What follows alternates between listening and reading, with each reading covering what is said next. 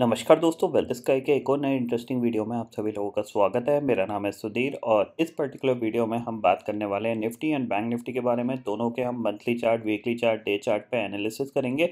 साथ ही साथ हम अंडरस्टैंड करने की कोशिश करेंगे कि कल का ट्रेडिंग सेशन हमारे लिए कैसा रह सकता है। ठीक है, तो इस वीडियो को हम स्टार्ट करते हैं। सबसे पहली चीज़ आती है कि जो लास्ट फ्राइडे का ट्रेडिंग सेशन था उसमें यूएस मार्केट में दोबारा से गिरावट देखने को मिली थी और गिरावट देखने को मिली थी वो करीब 1% की गिरावट थी अगर देखा जाए यहाँ पे। तो ये चीज़ आप ध्यान में रखिएगा कि जो यूएस के अंदर इन्फ्लेशन प्रॉब्लम है वो दोबारा से ट्रिगर होता हुआ दिखाई दे रहा है और जो इंटरेस्ट रेट है वो दोबारा से एग्रेसिव बढ़ाने की बातें हो रही हैं, जिसकी वजह से वो सिलिकॉन वैली जो बैंक कोलैप्स हुआ है, तो कहीं ना कहीं वो एक मार्केट में नेगेटिव सेंटीमेंट क्रिएट कर रहा है। ठीक है ना। अब देख सकते हो लास्ट ट्रेडिंग सेशन में भी ऑलमोस्ट अगर देखा जाए तो स्मॉल कैप 200 देखो 3% गिरा है। नैस्डैक करीब आपका 1.5% से ज़्यादा गिरा है। S&P 500 भी 1.5% के करीब गिरा है। डाउ जोन्स आप कह सकते हो 1% गिरा है। तो कहीं ना कहीं यहाँ पे जो गिरावट है वो काफ़ी ज़्यादा हो रही है। दूसरी चीज़ है, इंपॉर्टेंट चीज़ है, बट अभी भी ये रेंज में ऐसा नहीं है, इन्होंने फर्दर लो बना दिया है। अगर फर्दर लो बनेगा तो प्रॉब्लम वाली बात है, बट फिलहाल एक रेंज में ही यहाँ पे सेल ऑफ देखने को मिल रहा है, क्योंकि जाहिर सी बात है डाउ ऊपर तो जा नहीं पा रहा था।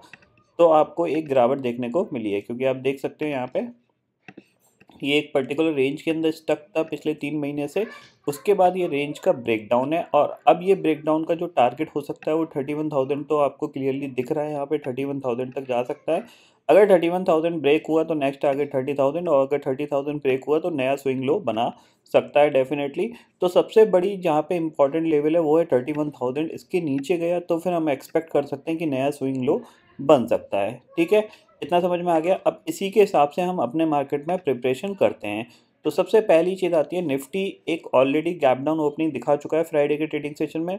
कल हो सकता है एक अनदर गैप डाउन ओपनिंग देखने को मिले। अगर ये गैप डाउन ओपन होता है तो हो सकता है नीचे के लेवल पे सस्टेन करता रहे, फिर 1-2 दिन में बाउंस बैक आने के चांसेस रहेंगे। यानी अगर कंटिन्यूसली मार्केट गैप डाउन खुलता है तो यहाँ पे मैं कल या फिर परसों के ट्रेडिंग सेशन में, कल का ट्रेडिंग सेशन अगर गैप डाउन होके ही नीचे ट्रेड करता है तो उसके बाद परसों के ट्रेडिंग सेशन से मैं थोड़ा सा बुलिश व्यू रखूंगा।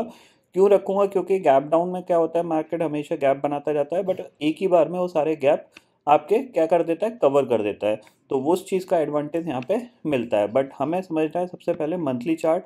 मंथली चार्ट पे आपको क्लियरली दिख रहा है कि 3 महीने से हम गिरे थे और ये मंथ में ऑलमोस्ट हम ऊपर गए और लो की तरफ ही बढ़ रहे हैं। ठीक है, बट स्टिल मंथली चार्ट पे जो प्राइस एक्शन है वो पॉजिटिव है। अभी तक ये लो नहीं टूटा है, जो कि 16,750 का है।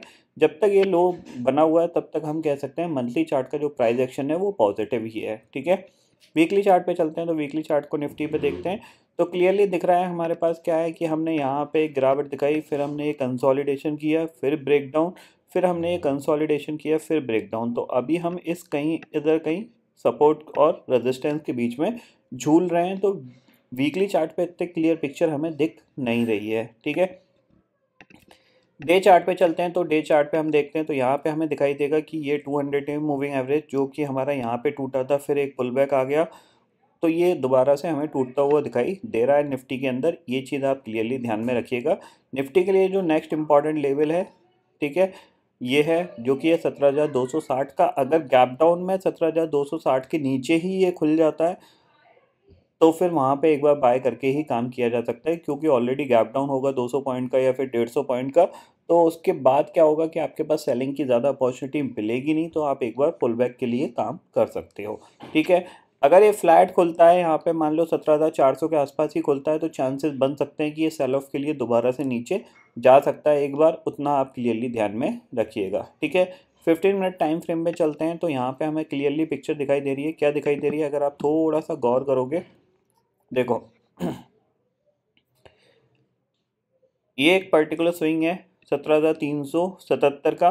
17,350 के नीचे कामकाज करना स्टार्ट करता है ये। ठीक है, नीचे निकलता है 17,370 के या फिर 350 के, तो हम इसको एक बार सेल करेंगे। पहला टारगेट हमारे पास है सीधे सीधे 17,327 का। ये निकला, इसके नीचे ट्रेड करना स्टार्ट किया, तो हमारे पास जो टारगेट है नीचे वो है 17,260 का।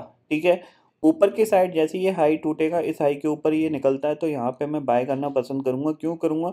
क्योंकि फिर ये गैप है और हो सकता है ये गैप फिलिंग के लिए ऊपर चला जाए, यानी इस तरीके से ये ऊपर निकल सकता है। और 17,500 टूटा तो फिर अच्छे चांसेस यहाँ पे बन सकते हैं कि ये ऊपर की तरफ चला जाएगा। ठीक है, इतना आपको क्लियरली समझ में आ गया निफ्टी के बारे में। बात कर लेते हैं बैंक निफ्टी का। तो बैंक निफ्टी के लिए आपके पास देखो, निफ्टी में एक चीज़ ध्यान रखिएगा कि ये ऊपर की तरफ अगर तोड़ता है ना तो ये थोड़ा सा फास्ट मूवमेंट कर सकता है, क्योंकि क्या हुआ है, गैप डाउन ओपनिंग हुई है। गैप डाउन ओपनिंग के बाद यहाँ पे एक साइडवेज से कंसोलिडेशन का माहौल बना है। इसमें क्या है, अगर मार्केट को नीचे जाना है तो जो लोग शॉर्ट सेलर हैं उनका स्टॉप लॉस ये है, ठीक है, और जिन लोगों ने बाय किया है उनका स्टॉप लॉस ये है। अब किसी का भी स्टॉप लॉस ट्रिगर हुआ तो एक स्ट्रॉन्ग मोमेंटम आपको देखने को मिल सकता है, यानी जैसे ये लेवल ब्रेक होंगे 50-60 पॉइंट का मूवमेंट थोड़ा सा फास्ट आएगा। इतना आप क्लियरली ध्यान में रखिएगा। ठीक है, बैंक निफ्टी में चलते हैं। तो बैंक निफ्टी के लिए देखते हैं यहाँ पे। तो देखो, बैंक निफ्टी में मैं आपको हमेशा एक चीज़ बोल रहा हूँ कि बैंक निफ्टी कहीं ना कहीं अपने 200 डे मूविंग एवरेज को टेस्ट करने की कोशिश कर सकता है। अब ये सबसे अच्छा चीज़ क्या होगा, यहाँ से ये एक पुल बैक दिखाए और फिर दोबारा से जब सेलिंग आएगी तो वो सेलिंग कंटिन्यू हो सकती है और सस्टेन भी हो सकती है, और तब तक ये मूविंग एवरेज अराउंड 40,000 के आसपास भी आ सकता है। तो ये लेवल इसके लिए एक डबल सपोर्ट का काम करेगा। ठीक है, अभी भी कर रहा है। अगर देखा जाए तो ये डबल लेवल इसलिए सपोर्ट का काम करेगा क्योंकि अगर आप देखो ये स्विंग के आसपास ही ये 200 डे मूविंग एवरेज आ रहा है। तो कहीं ना कहीं ये आपके पास एक स्ट्रॉन्ग सपोर्ट है 39,400 से लेके 39,200 तक का। इतना आप क्लियरली समझ लीजिएगा। ठीक है, ऊपर की साइड से अगर निकलते हैं तो यहाँ से एक डाउनवर्ड ट्रेंड लाइन है जिस पे आप ज़रूर फोकस करिएगा। ठीक है, और नीचे आपके पास ये एक ट्रेंड लाइन है जिस पे आप ज़रूर फोकस करिएगा। ठीक है, तो ये एक चैनल बना रखा है इसने, इस चैनल के अंदर ये ट्रेड कर रहा है। ठीक है, तो ये हो सकता है धीरे धीरे टाइम पास करता करता फिर आपको एक बड़ा मोमेंटम दिखा सकता है। तो कहीं ना कहीं आपको नीचे कॉन्फिडेंस रखना है कि इस लेवल के आसपास आपको बाय करना है। मंथली कॉल बाय कर लो, कोई दिक्कत नहीं है। इसके आसपास जा रहा है तो एक मंथली पुट बाय कर लो, यानी यहाँ पे आपको एक अच्छी ट्रेड मिलेगी। ऊपर की साइड अगर जा रहा है 42,000 के आसपास या 41,900 के बाद मंथली पुट बाय कर लो।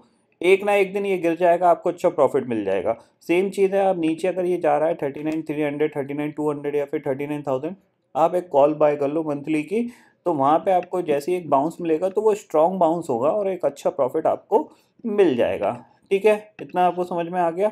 वहीं अगर हम इसका मंथली चार्ट देखें तो मंथली चार्ट पे हमें दिखेगा पिक्चर कि दिख रही है आपको कैंडल नेगेटिव होती जा रही है, क्योंकि ये ऊपर से ऑलमोस्ट अभी एक कह सकते हैं ये बिल्कुल जहाँ पे खुला था वहीं मार्केट है। ठीक है, वीकली चार्ट पे चलते हैं। तो वीकली चार्ट पे आपको दिखेगा क्लियर पिक्चर दिख रही है आपको। ऐसा कुछ नहीं है यहाँ पे कोई ज़्यादा बड़ा सोचने का, यहाँ पे दिमाग लगाने की बात है कि हायर साइड पे आपके पास 42,000 के ऊपर अगर ये ट्रेड करता है तो फिर आपके पास एक स्ट्रॉन्ग मोमेंटम रहेगा 43,600 तक का। ठीक है ना, नीचे जैसे ये इस लेवल को ब्रेक करके ट्रेड करना स्टार्ट किया 39,400 के नीचे या 39,300 के नीचे, तो फिर आपके पास जो नेक्स्ट टारगेट है वो 37,500 का है। इसका मतलब क्या है, ये एक स्ट्रॉन्ग सपोर्ट है और ये डाउनवर्ड ट्रेंड लाइन जो आ रही है ये आपके पास एक स्ट्रॉन्ग रेजिस्टेंस का काम कर रही है।